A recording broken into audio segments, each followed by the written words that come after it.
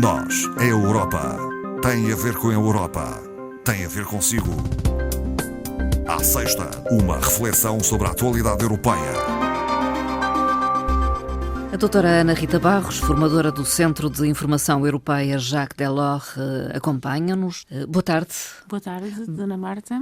Vamos voltar a focar temas que estão na ordem do dia da União Europeia e vamos inicialmente referir a presidência eslovena, que está a terminar, e posteriormente a presidência francesa, que irá começar no início do próximo ano. A Eslovénia assumiu a presidência rotativa do Conselho nos últimos meses. O que é que podemos tirar destes meses? Portanto, a Eslovénia assumiu a presidência rotativa pela segunda vez, desde a sua adesão. Portanto, por coincidência, sempre em tempo de crise. A primeira presidência foi em 2008. Sim. O início da crise financeira, foi nesta altura, estes crise meses, pandémica, 6 meses que ainda estão a decorrer. E foi muito direcionada para a gestão da crise. Portanto, a tomada de decisões para fortalecer a resiliência e a capacidade de resposta da União Europeia em questões futuras, portanto, mas muito baseada na crise, direta e indiretamente. Foi muito interventiva a Eslovénia? Dentro da dimensão do país, digamos assim. Não é? Há países com peso diferente, não é? Como nós sabemos, mas digamos que foi muito assertiva no alinhamento das políticas europeias, sem levantar grandes problemas, aliás, como era previsto. A necessidade de conjugar políticas europeias também para tornar o mercado interno o mais resistente possível a estes impactos, não é? Competitivo. Não disruptivo. Se é possível. Não disruptivo. Porque esta falta de abastecimento nas cadeias de produção é importante. Agora e continua a fazer-se sentir. Muito. E agora a União Europeia veio afirmar, por um seu comissário, que vai tentar aumentar para o dobro a produção de componentes que consumimos. Mas nós só produzimos 10% daquilo que consumimos. Portanto, mesmo que se passe para o dobro, a capacidade instalada não está aí, não é de um momento para o outro, não é como vender uma mercadoria que está pronta, não é? São estas situações que a União Europeia tem que prever e tem que reindustrializar a Europa, como se tem dito, e foi um pouco isso que esta gestão eslovena fez. Não só no mercado de abastecimento das componentes, estão falados, mas também no mercado ligado ao material médico, aos produtos farmacêuticos, tudo isto evidencia a situação pela qual nós passamos. Além disso, também enfatizou um pouco aquilo que a União Europeia pedia, que é a comunicação estratégica da Europa, fazer a Europa ser percebida pelos cidadãos, sentida e assumida, que nem sempre é assim que acontece. Portanto, foi praticamente a presidência eslovena geriu nesse intervalo. Da presidência eslovena à presidência francesa, a 1 de janeiro, a presidência passa a ser exercida pela França. Um país de uma outra dimensão e talvez com outro peso político. Sim, além disso, um Estado fundador, não é?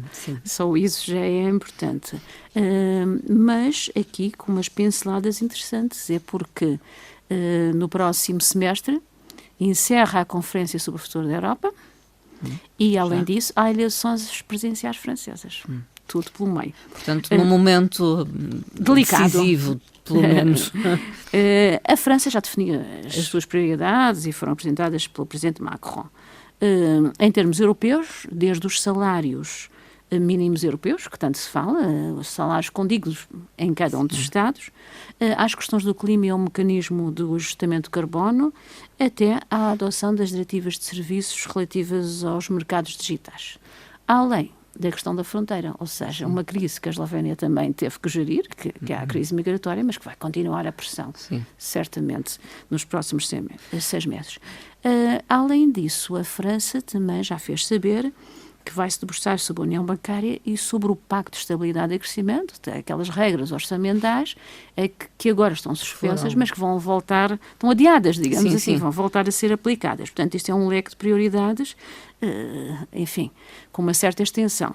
De referir também que o tradicional eixo franco-alemão tem agora um outro protagonista do outro lado. Simplesmente os alemães têm uma posição relativamente à Europa de perspectiva comum. Aliás, este chanceler definia como um serviço à União Europeia no seu todo, além de ser um governo de coligação. A França não tem, pela parte dos franceses, não são tão europeístas, não é? De maneira que a França já esta semana anunciou um possível acordo com a Itália, que alguns analistas já veem como um novo eixo, um eixo franco-italiano, que não será com certeza com a força do eixo franco-alemão, mas resta à França demonstrar a mais-valia europeia aos seus compatriotas e este sentido de pertença que é importante.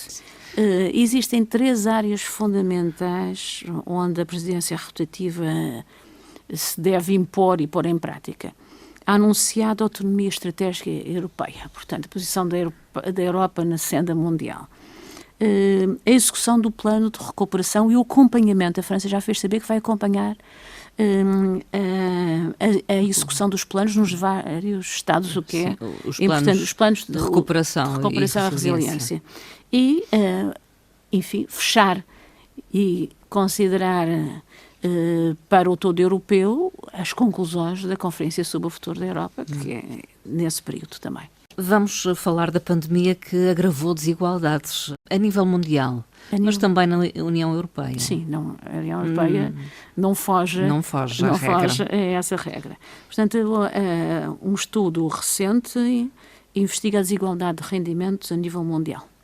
O mundo está cada vez mais polarizado e a Covid amplificou essas divergências.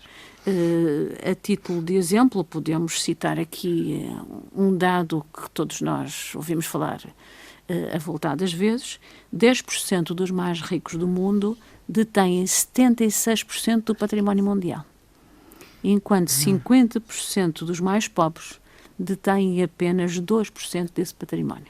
Uma diferença significativa. Abismal, diria. Eu penso que sim. O mesmo estudo da Will revela que esta disparidade tem registado desde a década de 80 um incremento, ou seja, a disparidade é cada vez maior entre os mais ricos e os mais pobres. Sim, e em alguns países. Podemos destacar onde se acentuou: nos Estados Unidos, na Rússia e na Índia. Os Estados Unidos é um país de grandes assimetrias. Assimetrias. E na Europa tem vindo a diminuir e também na China. Engraçado o aumento da riqueza chinesa, como temos assistido. Na Europa, a concentração de riqueza, os 10 mais ricos conseguem 36% dos rendimentos, enquanto na América Latina, se compararmos com outro bloco da América Latina, esses mesmos 10% conseguem captar 55% dos rendimentos. De maneira que há, de facto, entre os blocos mundiais uma grande diferença. Nem tudo são más notícias neste estudo. E destaca um fator positivo, que é o aumento da implementação de políticas sociais em alguns dos países. Lembramos, por exemplo, dos Estados Unidos, não havia proteção para o desemprego e outras situações. Portanto, esta rede de proteção alargada é considerada benéfica, teve como origem a questão pandémica, com as implicações que nós conhecemos. A pandemia também acentuou um fator que já se vem arrastar desde 2008, que é os privados são cada vez mais ricos e os países são cada vez menos ricos, aumentando também a sua dívida pública. Portanto, diminuição da riqueza dos Estados, até para uma maior distribuição e políticas, e aumento das dívidas, como nós também muito bem conhecemos. Acho que é um estudo interessante que quem quiser é longo e pode consultar. 2022 será o Ano Europeu da Juventude. Haverá um conjunto de iniciativas, desde logo das instituições europeias, Comissão, Parlamento, mas também dos Estados-membros, das organizações a nível regional e local, das associações de jovens e também dos próprios jovens individualmente podem aceder. Foram definidos 4 objetivos fundamentais. Fazer chegar aos jovens as políticas positivas que existem para esses jovens e que muitas vezes não são sentidas nem assimiladas por eles. Sim, não são do conhecimento até. Sim, muitas vezes. Dos jovens. E que às vezes até são programas, iniciativas locais que os jovens muitas vezes não acedem por desconhecimento, ou, enfim, por falta de informação. Por uma razão qualquer que é preciso aproximar.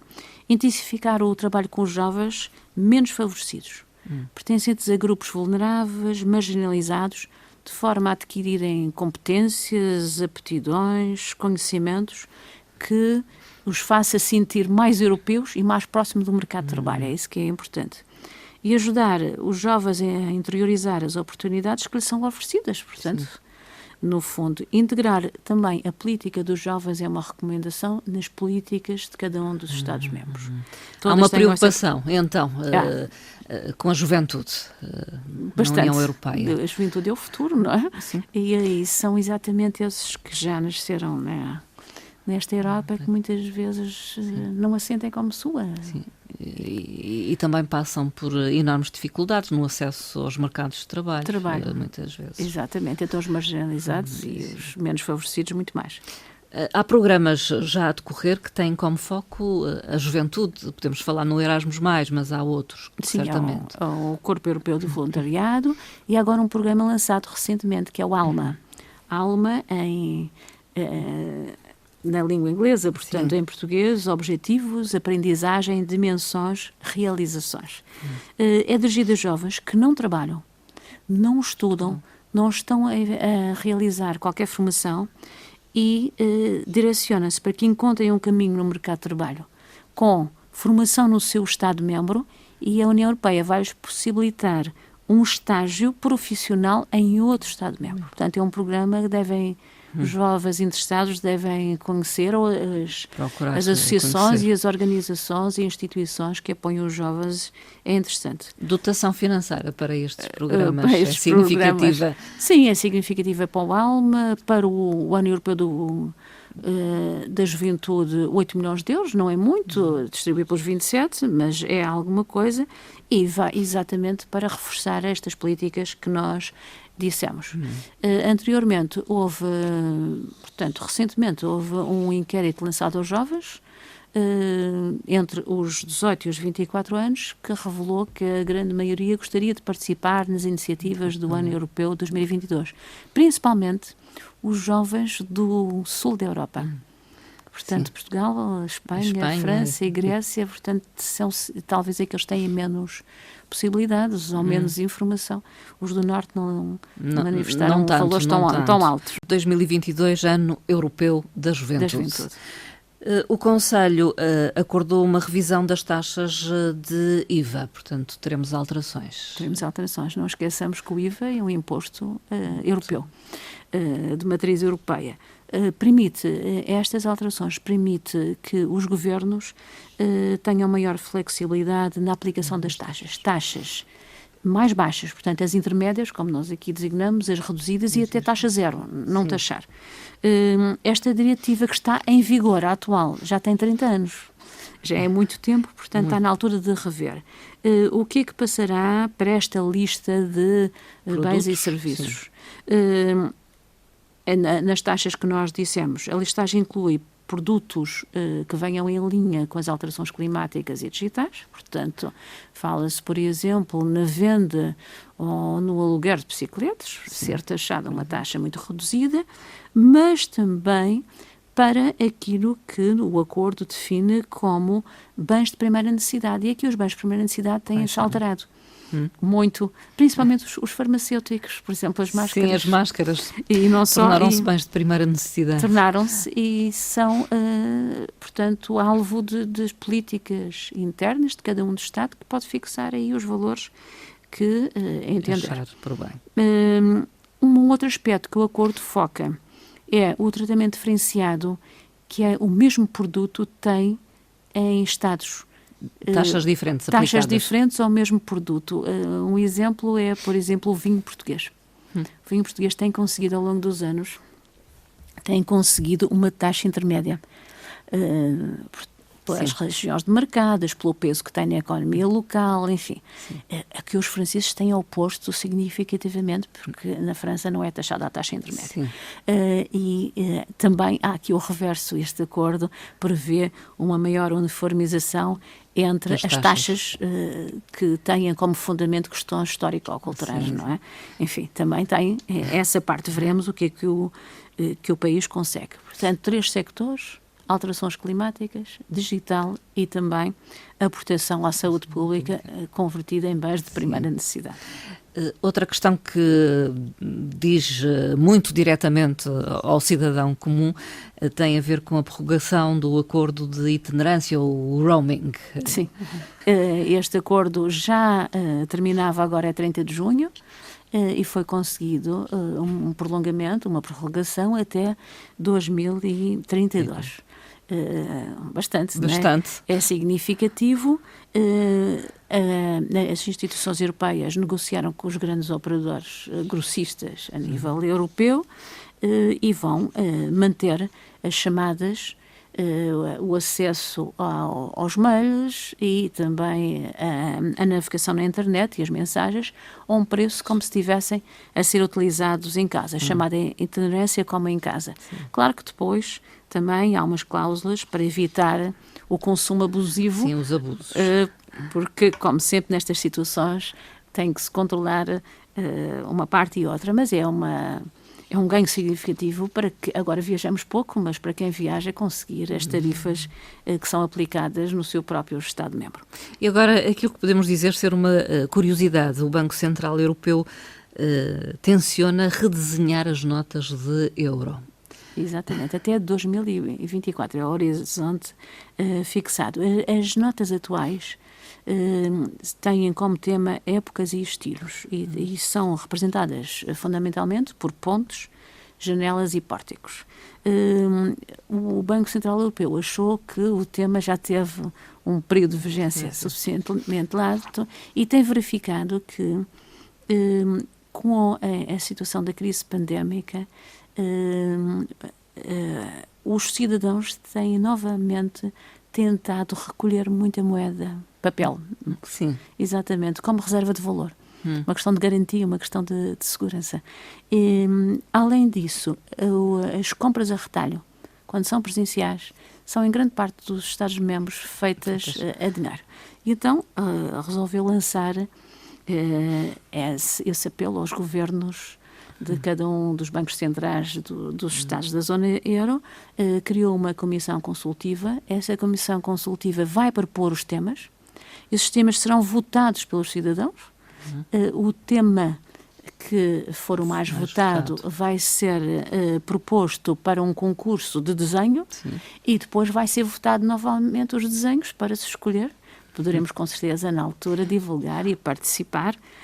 E na parte final, o Banco Central Europeu tomará a decisão que lhe couber, não é? Portanto, poderemos pronunciar-nos sobre estes novos desenhos. Quando se fala em criptomoeda, é interessante sabermos que as notas ainda circulam muito. A terminar, doutora Ana Rita Barros, uma frase.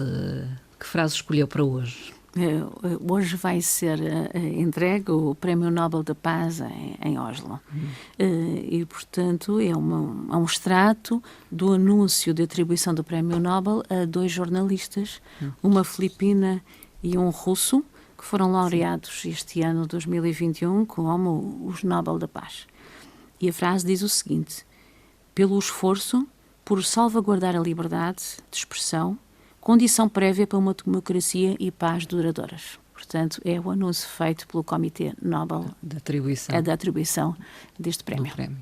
Doutora Ana Rita Barros, muito obrigada. Muito obrigada. Até à próxima conversa, que acontecerá provavelmente já depois do Natal, pelo menos. Certamente, portanto, resta-nos desejar aos ouvintes um bom Natal e um próspero 2022. E da minha parte também para si, um Feliz Natal. Muito obrigada.